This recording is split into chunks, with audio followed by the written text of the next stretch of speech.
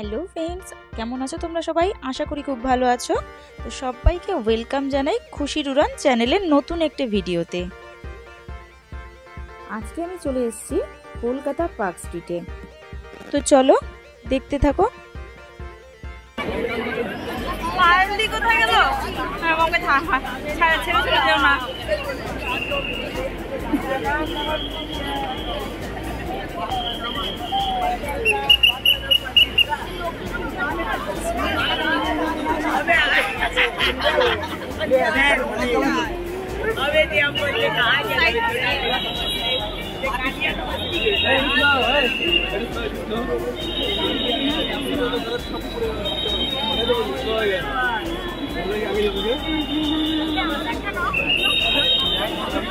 না হাই বলে দাও আমার ভিডিওতে, হাই বলে দাও পাইলি।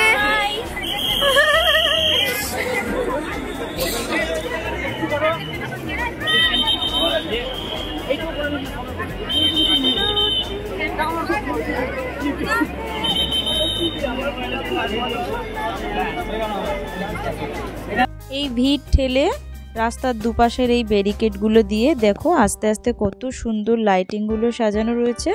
এটা একটা ক্রিসমাস গাছ, এটা না কোনো একটা ভেতর দিকে ছিল, তো আমি যতটুকু পেরেছি বাইরে থেকে দিয়েছি। আর এই জায়গাটা দেখো জাস্ট অসাম লাগছিল, পুরো মনে হচ্ছে কি ওপরে কেউ সাদা চাদর বিছিয়ে দিয়েছে আর ঠিক তার নিচ থেকে আমরা হেঁটে চলেছি। সত্যি বলতে এত সুন্দর লাগছিল, হয়তো ভিডিওতেও অতটা সুন্দর দেখানোটা সম্ভব নয়। যদি কেউ না এসে থাকো তো আমি বলবো এটা আমার ফার্স্ট টাইম দেখা, তোমরাও একবার এসে প্লিজ দেখে যাও, ঘুরে যাও। হ্যাঁ, এখানে হয়তো অন্যান্য জায়গার মতন খুব একটা এন্টারটেইনের কিছু নেই, বাট হ্যাঁ এই যে লাইটিংগুলো করেছে না, বিশ্বাস করো একটা সন্ধ্যা এর নিচ থেকে হেঁটে যাওয়ার মজাই আলাদা। আর এই যে ক্লাউডটা না, এত মানুষের ভিড়, এত মানুষ অপেক্ষা করে এই কলকাতা ক্রিসমাসের জন্য।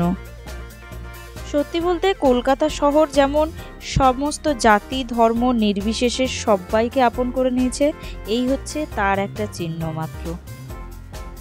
এখানে যেমন হিন্দুদের দুর্গাপূজা হয়, তেমন মুসলমানদের ঈদ এবং মহরম হয়, ঠিক তেমনই খ্রিস্টানদের যীশু খ্রিস্টের এই আবির্ভাব তিথিটা খুব সুন্দরভাবে পালিত হয়। যেমন জাতি ধর্ম নির্বিশেষে মানুষ আছে, ঠিক তেমনভাবেই তাদের প্রত্যেকের নিজস্ব উৎসবগুলোকে পালন করার সুযোগ সুবিধাও কিন্তু রয়েছে। আর ঠিক সেই জন্য হয়তো শহর কলকাতা বহু বহু বহু মানুষের কাছে অনেকটাই কাছের, অনেকটাই আপন। তো চলো তোমরা দেখতে থাকো ভিডিওটা, তোমাদের কেমন লাগে।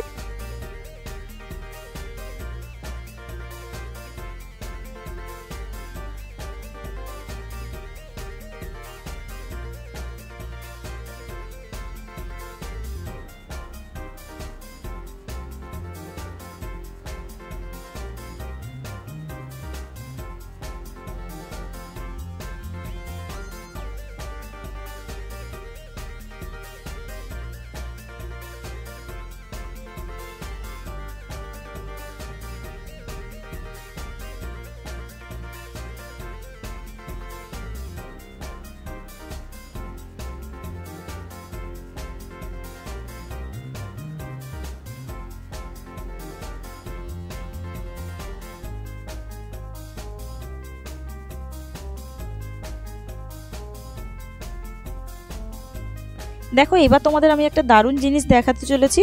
এই দেখো সান্টা দাদুর নাচ। তো দেখো এই সান্টা দাদুর নাচ তোমাদের কেমন লাগলো অবশ্যই জানিও।